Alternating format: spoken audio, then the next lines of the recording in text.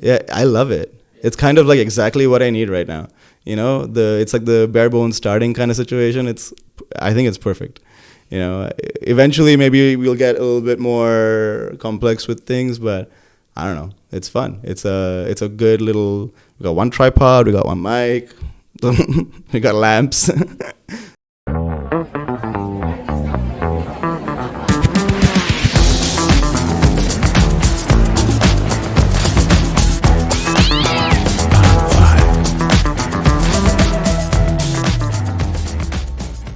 The way I think I want to remember the first episode is this sense of nervousness. Like, oh my God, what am I doing here? What am I like putting out into the world? Everybody's going to see me. Like everybody that I care about will at some point have watched this. So that's cool. But it's also a little bit scary. And it's also fun, exciting, the tingles of like, oh, I don't know if this is if this is gonna be a good podcast or not, but I do know that it will be fun to do because I like the idea of doing it. So yeah, that's my. Yeah, I love it. It's kind of like exactly what I need right now. It's like the bare bones starting kind of situation. I think it's perfect. Eventually maybe we'll get a little bit more complex with things, but I don't know. It's fun. It's a good little. We got one tripod. We got one mic. We got lamps. My name is Sid Gandhi. I live in Paris, and I think today I'll speak a lot more about Paris than I will about myself. But I live in Paris. I've been here for 7 years. I've been an expatriate pretty much most of my life. So I moved to Muscat, Oman when I was 7 years old, and then I moved to Canada when I was 17. So like just turned 18. I was in Canada. And then I stayed in Canada for a while, and then I moved to San Francisco for my master's, and then I moved to Oman again for a couple of years, and then eventually I moved to France for a girl that I met. And I've been in France for 7 years now, and it's wild how lovely this fucking place is. Like, I think today, at least in my first episode, I'd like to take the time to really, I just want to like allow myself to appreciate what a fucking banger of a city Paris is. I've lived like 3 or 4 lives here. It's insane. And every single time it shows me that when I'm able to let go of one concept of my own identity, I'm free to choose others. And it's very interesting. It's very interesting because I moved here for a girl. And I moved in with the idea that, yeah, you know what, I'm going to settle down and like get married and have kids with this person. And it wasn't working out. And I think on top of that, the newness of this city when I first moved here was just, it kind of pushed me to a direction where I forced myself to grow out of that one kind of identity, I don't know, it's hard to explain. It really is hard to explain, but this city is magic. This city is, if you're considering coming to Paris or moving in general, but if you're considering coming to Paris or if you live here and you're not having a good time with it, like I totally understand. That's exactly what this city does to you. It's supposed to do that to you because only when it like fully drags you to the ground and shows you that you can overcome most things will you be able to find the highs that Paris has to offer. Because people move here with the idea that it's supposed to be some kind of Instagram-y thing. People move here with the idea that it's supposed to be like this sparkly place all the time, this place where, there's just love and lights and all of those things. And sure, that's one part of it for sure. But when you move here, you realize it's not like sunshine and rainbows. It's so kind of all-consuming sometimes. It feels like, what the hell is happening? It's a new culture, probably a new language for a lot of people. It's a bunch of administration that you don't know how to do. It's like understanding how to navigate the housing situation, understanding how to navigate, like, I don't know, your relationship situation. If you're here as an expat, it's crazy. It's a different kind of vibe. Just learning how to build a life in this very, very fluid kind of environment that is so different for so many people.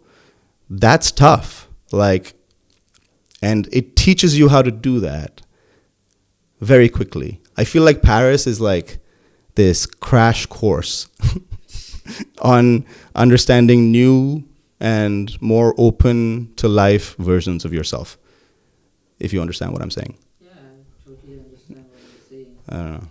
I just went on a little bit of a rant there, but I guess that's the point of this podcast, like having conversations that kind of make me feel like ranting. You know? Yeah.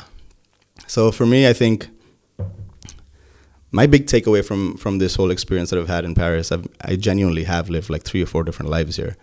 And each one of them has been so perfect just to allow for the next step in development and understanding of myself. You know, just so perfect. And everything happens exactly as it's supposed to happen. And Paris shows you that whatever you pay attention to grows very, very quickly. So I think that this is one of those places where the energy is just like, I feel like all of it just really teaches you very quickly that if I focus on something, that will show up in my experience. So Paris as an experience is very interesting because if you come here and you're like, oh my God, I hate this place, you will find a lot of things to hate, right? There's a lot, you know? There's a lot of things about, you can say, I mean, I've heard a lot of people who are internationals talk about, oh, you know, I don't like how sometimes the culture here is kind of closed off and all these things. You can find many, many things to hate about Paris. You know, you can say it's just marketing and like it's just a regular city. Like, yeah, you're right. But I feel like this city will also show you just as quickly. I feel like the magic of the city is that it does it so quickly. It forces you to understand how powerful your attention is. You know, if you focus on how amazing the city is, there's a million things to be found. Paris is that kind of magic. It really allows you to grow into something that is more accepting. And the more you accept Paris, the more you enjoy it. There is no question about it. I love this place so much. But it has brought me my weakest moments, you know, to make me realize at the end of the day that you are still here despite having gone through all that, you know. And Paris has also shown me my best, my most amazing, my most fun moments of my life. Like, I'm not kidding. It's shown me, like, some of the best nights I've ever had. It's shown me success in my career. You know, these kinds of things. I've experienced this, and it's because of this city that I've experienced this. Because if it weren't for everything being exactly as it is, my whole experience of things would have been completely different. You know? I think that this city has, I don't know. It's hard to explain. There's some kind of, like, energetic magic to it. It just happens faster here. You know? In other places, I feel like you can slow down. You can take your time with it, you know, because it's just a slower paced environment. I feel like Paris is it's not so high paced that you get like caught up. Like, I don't think Paris is Bombay or New York, you know, but I do think that there's this lovely balance of things here. Yeah, I don't know how else to explain that. Yeah. That's my little ode to Paris. No, I definitely had to let myself go. Like, when I moved here from, so I moved from Canada to Oman again for a bit, and then I moved to Paris. And when I moved to Paris, I came in with a specific idea of how life should be, you know? I came in with the idea that, like, my life needs to be corporate environment. I do business school here, corporate environment, get married, obviously, to the girl that I was with at that point, because I was convinced at the age of 26 that, you know, this is it, you know. So I had all that happen. And then basically it forced me to see that life doesn't have to be only like that. It showed me rather quickly that, okay, maybe this is what you're looking for right now, and yes, go pursue it, but you can do other things. You can, you know, like, I really, really, truly did feel like I was making a mistake from that relationship perspective at that point, because I just felt very closed in. I felt like I didn't have a lot of friends because of the relationship, you know? So it just felt very suffocating. And the fact that I knew that this city could be so fun was part of the reason that I allowed myself to change.